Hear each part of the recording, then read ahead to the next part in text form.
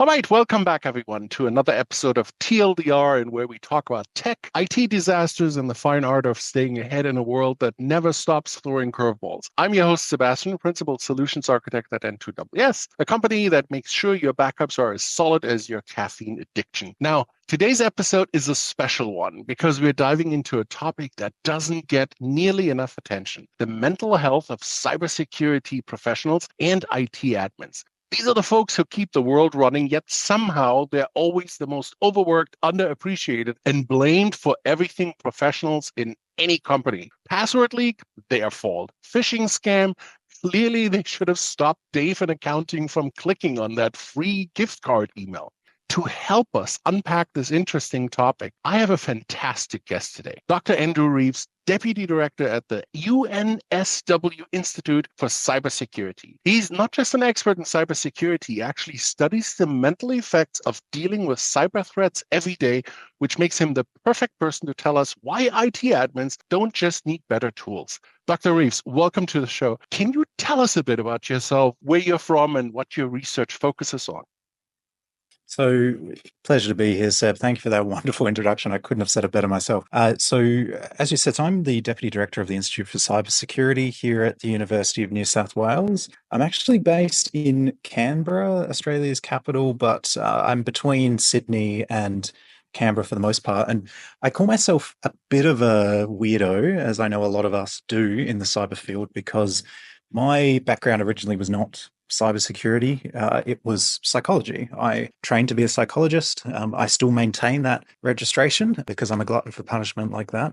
And somewhere along the way, I was pulled into the dark side of cybersecurity and started looking at all the different ways that human behavior and human aspects, I guess, are critical to security, to maintaining our cybersecurity. And I tend to do that across, broadly speaking, I tend to talk about it in terms of three humans. If I'm going to talk about the human aspects of security, I want to know who those humans are. And I talk Mhm. about three humans. I talk about, first of all, the one we're going to talk about mostly today, which is the defender, the good guy, right? This is the person who's in the cyber team, in a SOC, something like that, whose whole role is defending the organization from attack. They're under incredible pressure, as you said, and they're blamed for everything. I loved how you said that. So their mental health is always a problem, and we're seeing that in our data. The second human I deal with is the complete opposite. It's the bad guy. It's the threat actor. How does the attacker make decisions? And if we can understand that, does that give us an opportunity to confuse, frustrate, or divert that attacker in some way? And then the third human is really all of us, anyone who could be a victim of some sort of cyber attack, and looking at the ways that everyday people's behavior can sometimes unwittingly enable an attack, but at the same time, trying to build, particularly in organizations, a culture where people are attuned to the needs of cyber and are proactively protecting their organization from attack. So that's the sort of three areas that I look at. My work at the Institute, though, has evolved to some extent because the Institute for Cybersecurity is a real transdisciplinary research hub. We have researchers across many different backgrounds. And what we're trying to do is find ways that we can partner with industry and government to take capacity that our researchers have and demonstrate it in a real world applied area and solve problems that they're having on the ground. We've seen some fantastic success in that. And that itself is a human issue, right? That involves connecting with people and delivering. So I wear a lot of hats and they're all around the psyche of cyber. That's really interesting. Now, IT professionals, especially cybersecurity experts, are, as you mentioned, basically digital firefighters, except they get blamed for the fire, the water shortage, and the fact that someone left kerosene right next to the open flame. So there's a lot of stress in this industry. And I think people outside of it have a lot of misconceptions about what that stress actually looks like. I know my mom usually says, well, what's your stress? You're working sitting down and you have a keyboard. So what are some common misconceptions about cybersecurity professionals' mental health issues? I think, well, you've hit the nail on the head right there. I mean, when I was thinking about this, the misconception is that there isn't really a conception. People don't have a good view on what the day-to-day looks like for people in these sort of roles. As you said, they picture people sitting at a computer in an air-conditioned office, 9 to 5, and they go home. And we did a really interesting piece of work a year or two ago now, where we were comparing all these different metrics around burnout and well-being across different industries and comparing cyber to different industries. And one of the things that was lacking was that, if I were to report that frontline healthcare workers are burning out, or ambulance officers are burning out, or firefighters are burning out, almost anyone would be able to picture what is going on there. And they wouldn't have the best view, but they would have some conception that, okay, I get how difficult that job is, and I get how important it is that we make sure these people stop burning out. Mm, That's what's lacking with cyber. That when you say to people, like, we can point at all sorts of metrics now and say, this is a real problem. The level of burnout in the industry is at unsustainably high levels. We are losing talent faster than we can replace it. But when we say that, people can't necessarily picture, what does that look like? Why is that happening? We can point at the retention issue and say, look how quickly people are moving on. And the counterpoint will be, oh, well, they're probably just being poached for greater salaries, right? That does happen to some extent, but we're also just seeing a huge amount of people leaving the industry entirely simply because they're burning out. So yeah, I think that the biggest misconception is simply that people don't have that conception. They don't know what the day-to-day life of a cyber person looks like. And really, that's sort of a two-edged sword, because to some extent, that does give us the opportunity to educate them and to also educate them on the role they play. If you can't picture how hard the day-to-day life is of someone who works in cyber, you might not also know, as you just said, how little things like falling for phishing emails here or reusing a password there have catastrophic impacts on these people's day-to-day life. And if you can picture that, and if you can empathize with that, then maybe that's another way we can actually get them to behave in a bit more secure way online. It makes it a bit more real. for sure. I mean, it's like you said, the never-ending workloads. And let's be honest, the never-ending request to just reset my password real quick. I would say in our line of work, we deal with IT admins, who are basically the last line of defense between business as usual and total system failure. And a lot of them live in a constant state of vigilance, expecting disaster at any moment, like a teenager at a lake camp in a horror movie. So, what kind of mental toll does that take? I mean, how does this constant vigilance affect their mental health, and what strategies can help mitigate that? I think constant vigilance is a problem. We've seen it come up in some of our research before, where particularly, and there's two ways to think about it, but particularly not being able to switch off at the end of the day has been a big issue that's been raised. Of course, attackers don't work to a 9 to 5 schedule, and that often means that neither can the cyber team. They know that they can get a ring on their phone at 3 in the morning, and they need to respond now. And so even if that isn't always happening, just the awareness that that could happen means it's so much harder for them to switch off at the end of the day, recharge, and be ready to go the next day. So the constant vigilance is definitely a problem. There's sort of going hand in hand to that as well, is that there's a sense that, these teams are feeling like they're always on the back foot. It always Mm, feels like they're just trying to keep their head above water, put out fires day to day. If they can get to the end of the day, and hopefully they probably haven't solved any issues, but as long as there weren't any more issues than there were when they came in that morning, then maybe that feels like they've had some sort of success, right? And that's not as anyone can appreciate, that's not a nice state to be in, where you feel like you're barely keeping up, and anything, any straw will be the one that breaks the camel's back, right? So, and really what that comes down to, if we want to use, psychological terms, is what we might call, self-efficacy or agency, the idea that you have control and you have some choice and influence on your life. That's really important for mhm. people's well-being, and from an organizational psychology perspective, that's really important for people's thriving at work. If they can feel that they have some control, it's a buffer. It can be otherwise a stressful environment, but if they feel like they have some ability to control it, to influence it in some way, it's a buffer for their mental health. And we just don't have that in cyber. They feel like often they're expected to somehow wrap security around a product they didn't design. Mm, The dev team might be really keen to get something out, and security might be the last place that gets told about it, and they're somehow expected to quote unquote secure it. And they haven't had the authority to do that in any meaningful way. And then, of course, they don't feel like they're in control because they don't control the attacker. The attacker could strike at any moment via any means.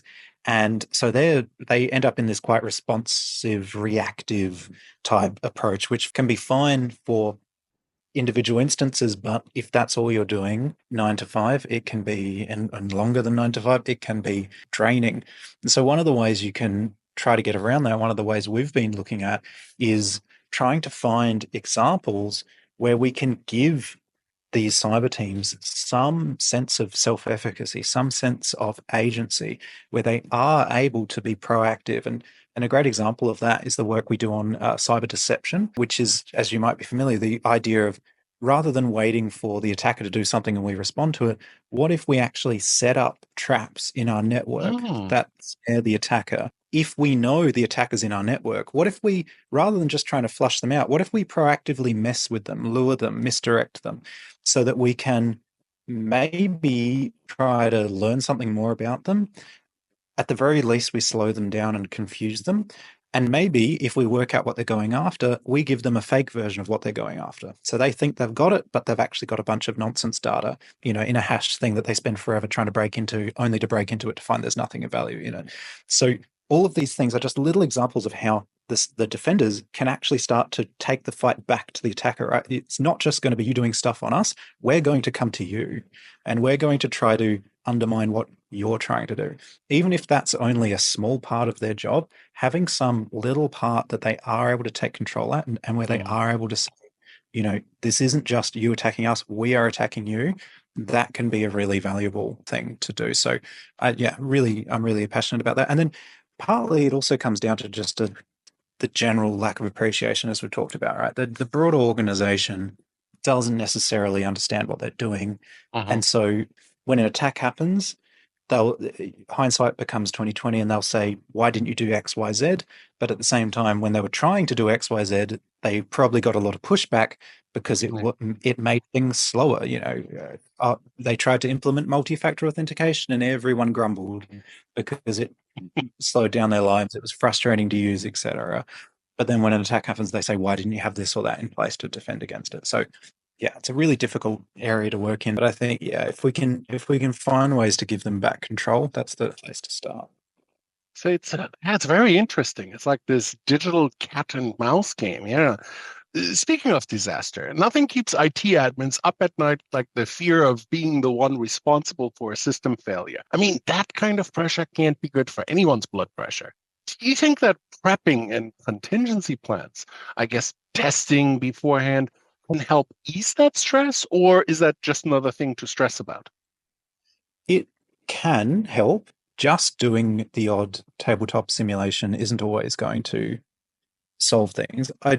So there are some researchers actually here at the University of New South Wales who are members of the Institute for Cybersecurity who do some really cool stuff around cyber wargaming and cyber simulations. And I think they can be incredibly valuable because, yes, as a general principle, if you practice something, it will tend to be less stressful in the event as a general principle, right? But of course, there'll be examples where that doesn't happen. And I've seen examples where the tabletop simulation didn't have the right people in the room. Maybe it was just the cyber people. So you're almost preaching to the choir there. When in Yeah. reality, in terms of business continuity, there are so many other parts of the organization that has to be there and in a real situation will be there, and they should be practicing now. Now, if I was saying this 5, 10 years ago, then maybe my view would be different. I think now we are getting better at that. I think there are more examples of good simulations happening at C-suite level or other levels where we say, let's actually role play an attack and, see how well we do. And that can be both a good test of ability, test of processes. It can also be a good learning opportunity for the people in the room who haven't Mm. already got it. That said, it needs to be done with care. As I said, there are people in the Institute who are doing some fantastic work around this that could explain it a lot better than I can. But essentially, if one of the broader problems we have, right, is a general lack of understanding around what cyber is and what it isn't. And to some extent, what we're never going to be able to do, I believe, is hand on heart say we are safe. I don't think we're going to get to that point. And the reason I say that is because there's always going to be an attacker and there's always going to be a valid route into the network because that's the route your employees want to take to get into the network. And so with enough smarts, the attackers will be able to follow that route. Now, if we can never get to a point of complete security, then it's a matter of when, not if, for an attack. And it's a matter of mitigation and recovery once an attack happens. If you run a tabletop or a simulation where other people in the room, other business departments don't get that, I can see it go south because they'll be bitter and frustrated that it even happened. They'll be blaming the cyber team that it happened, and now I have to clean up your mess, quote unquote. And of course, that itself shows a complete lack of understanding of what cybersecurity is. And it also handballs off the responsibility because in reality, as we said, the first step in for a lot of attacks is through something like social engineering and things like that, which is the responsibility of every part of the organization. The cyber team can't force people to behave in a certain way online, right? So yeah, the long answer is yes, the simulations can be fantastic. And in general, they can help people ease their stress, but it also needs to be done alongside a culture change program, essentially, to show people that when an event like this happens, we're all in it. And we need to know the part to play when that happens. That makes perfect sense. Now, there's another layer to all of this. So, psychological safety. If IT admins feel like admitting a mistake will get them fired, they're going to be constantly on edge. But in cybersecurity, transparency is key. So, how does fostering a culture of it's okay to screw up actually make IT teams better at their jobs? I mean, how does fostering psychological safety where a worker feels safe admitting mistakes contribute to better overall wellness for humans and the IT system? It's a good question. I think psychological safety is becoming spoken about more and more as we know, and there's even pieces of legislation being enacted around the world. Certainly, we've had a few here in Australia that are, enshrining essentially the right for an employee to have a psychologically safe work environment, and that's always going to be a tricky thing for any organization that has a cybersecurity team in it, which is many, of course, because as you said, there's a huge response and a huge amount of anger when something goes wrong. And so putting your hand up and saying, I did this wrong or I'm not sure about this feels like a very risky thing to do because you don't want the whole lot to be pinned on you. And interestingly, this isn't coming necessarily from any direct research, but from the conversations that I've had with people in the industry, it's really interesting to see how, there's certainly issues where there's teams that don't feel like they're psychologically safe. And so I don't want to make the statement that they all feel safe. But more often than not, what I've found is that within the cyber teams, there's generally a good amount of psych safety. They all get it. They're all able to speak up, and there's an okay level of being able to be vulnerable. What there isn't is the ability to do that outside the team. So if they're, say if the CISO that's overseeing that team talks to other C-suite, they're feeling like, oh, I have to be really careful about what I say or what I don't here because it could very much fall on me. And when the teams are then interfacing with other teams in operations or development or whatever it is, they have to be very careful about what they say or what they don't because they don't feel the safety there, which means that anyone who's at those points of connection, they're the ones I think that we're going to see some issues around psych safety. They're not going to feel like they can speak their mind openly at work because they're going to get pushback from all these other teams. But if your job is sitting within a cyber team and all you do is talk to other people who get it, I've seen some pretty good examples of a fair amount of psych safety there. And so really that it's a hard problem to solve without starting broader. If the rest of the organization doesn't get that cyber attacks are a matter of when, not if, and they don't get how it's not just the cyber team's responsibility, it's everyone's responsibility. Until we change that, it's going to be really hard to make psych safety in the team. Not impossible, but it just means there's going to be these people shielding this from everyone else, and they're going to be bearing the brunt to some extent of all of that negativity. And so that does go two ways. And I think to some extent I've seen people have a cynical attitude to what the cyber team is. At the same time, I've seen the cyber teams have an equally cynical attitude about the rest of the organization. So to some extent, building that dialogue, yeah, is a good place to start. That's a good point. Now let's talk about a special kind of suffering, being stuck in middle management. IT admins who move up the ladder often find themselves squeezed between executives demanding cost cutting and frontline techs demanding resources.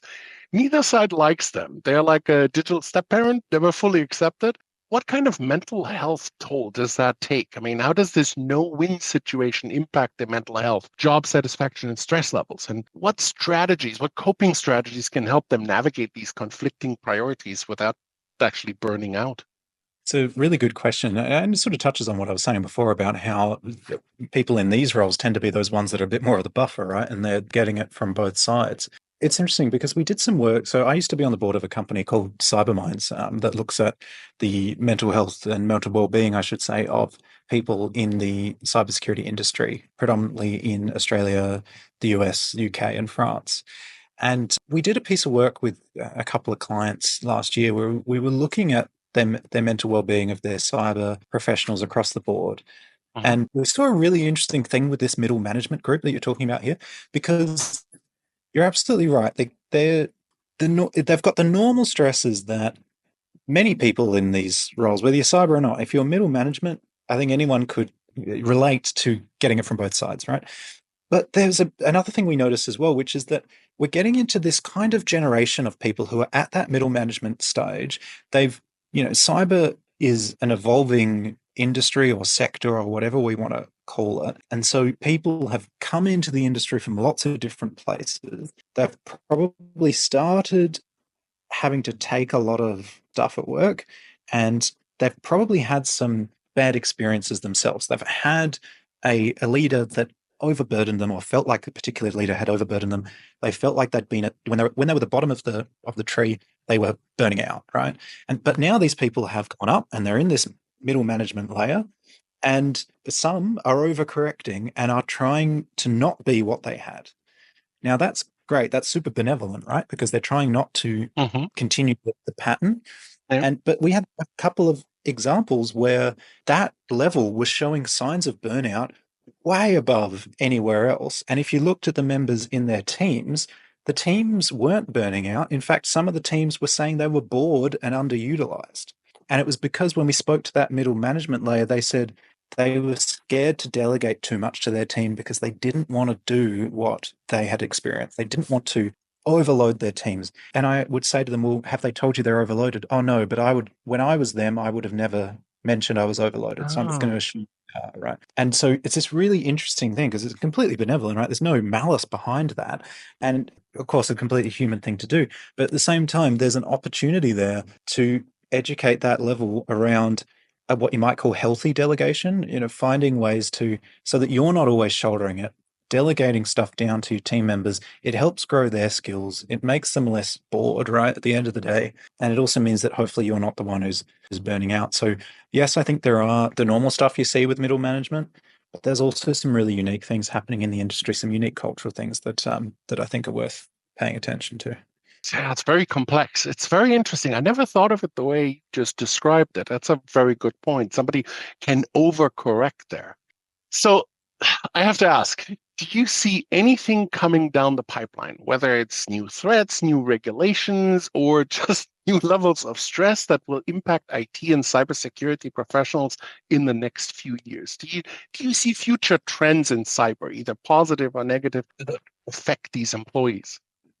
Looking to the future is always hard, right? So I'm not going to say anything too definitive, but I think one thing that seems to have been the case for a while and doesn't seem to be slowing is that the scale of what we do is ever increasing. And that just means there's bigger and bigger systems for security teams to be across, faster and faster development of things. And so finding ways to build a trusted whole when each of the pieces aren't necessarily trusted, I think is something that is needing to be done. Maybe we can't guarantee that each piece that came into this massive infrastructure project has all come from a stage. We can't necessarily know that none of the pieces are compromised. But once it's come together, can we at least assure it or secure it in some way? And so I think that's And that's certainly an area we've been focusing on here as well. But I think that's going to become ever more present. The other thing I think you can say with relative safety is that actions by nation states are becoming more overt and more intense. And that's partly due to just general geopolitical change. And partly that's just because you're going to keep pushing boundaries and see what you can do. Now, that's itself a problem. That's going to add more pressure to organizations, not just the ones you might think of. Obviously that adds pressure to government and defense organizations, but it adds pressure to any organization that's critical national infrastructure, electrical grid, et cetera. It's going to add pressure onto finance. Any organization that arguably could be a target to destabilize a nation is going to add pressure there. Now, that's a noted thing. I'm not saying anything new by saying that, but what I think is interesting is that pressure is ever growing, but what hasn't caught up is that general level of awareness of the cyber team is not the bad guy. We still are to some extent in a habit of blaming the victim, where an attack happens and we say, why didn't you shut this door? Or, why was that API open and unsecured or whatever it is? And yes, we can definitely try to learn from things and say, what could we have done differently? But we really have to keep in mind that the bad guy is the attacker.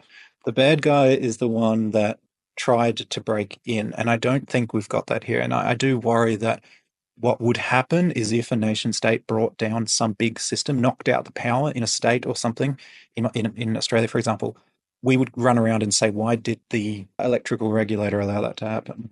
Now, yes, fair enough question from one perspective, but the bad guy is the attacker. The bad guy is the state actor that did that. So I do worry about that. But then at the same time, that's not an unsolvable problem. That's just something that requires us to talk more about this and understand the pressures these teams are under. Show them what we spend so much time talking about security awareness, about don't click on this and set your passwords to that, which is all boring and no one wants to listen to it. But we don't spend any time educating people on what the day-to-day lives of a cyber team actually looks like.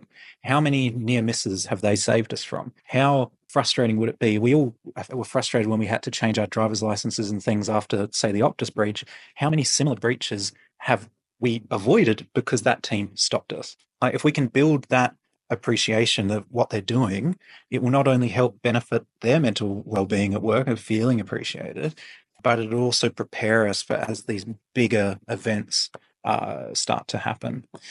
So, I mean, that'd be the main two. I mean, I guess the other one I could say in terms of future trends is, of course, going to be AI and LLMs, right? That's the classic answer at the moment. I don't have a strong view, though, on whether that's going to be a good thing or a bad thing. I mean, I think arguably the development of these tools will be both a shield and a weapon. So I'm unsure. I'd be interested to see. But to some extent, I'm a little bit unsure because I think there is a bit of a snake oil problem on the defense side where certain tools that are being sold as will solve all your issues using AI aren't necessarily going to do that.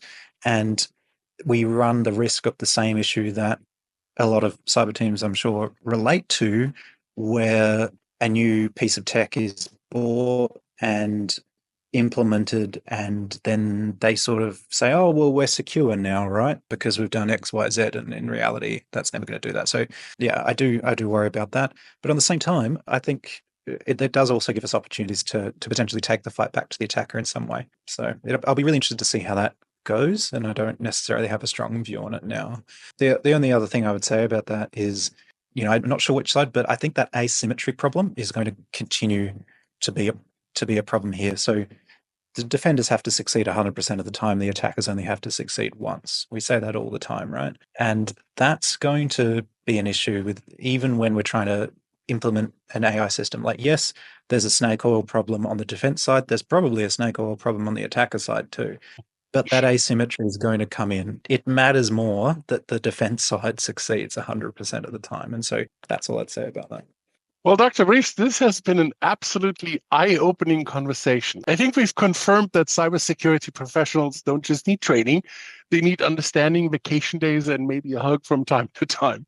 Well, thank you so much for joining us today and sharing your insight, Dr. Reeves. Before we wrap up, is there anything you'd like to plug? Any research projects or places where our listeners can find more of your work? I'd recommend jumping onto the website for the Institute for Cybersecurity and also on our LinkedIn, the University of New South Wales Institute for Cybersecurity. I really encourage you to jump on there and keep up to date with what we're doing. I'd also recommend jumping onto cyberminds.org, which is cyberminds with a Z.org. They're a non-for-profit cross nations that are looking at this space. So if you want to get involved, they're a great place to start. Yeah, absolutely. I actually followed that as well. It's just like one thing after another that I find very interesting on there. Well, to all of our listeners, Great. thank you for tuning in. If you enjoyed today's discussion, don't forget to follow, leave a comment, or at the very least, send this to your company's IT team with a message that just says, I appreciate you. Trust me, they need to hear it. Until next time, stay safe, stay backed up, and for the love of all things cyber, stop using password 123. Your IT team will thank you. See you in the next episode.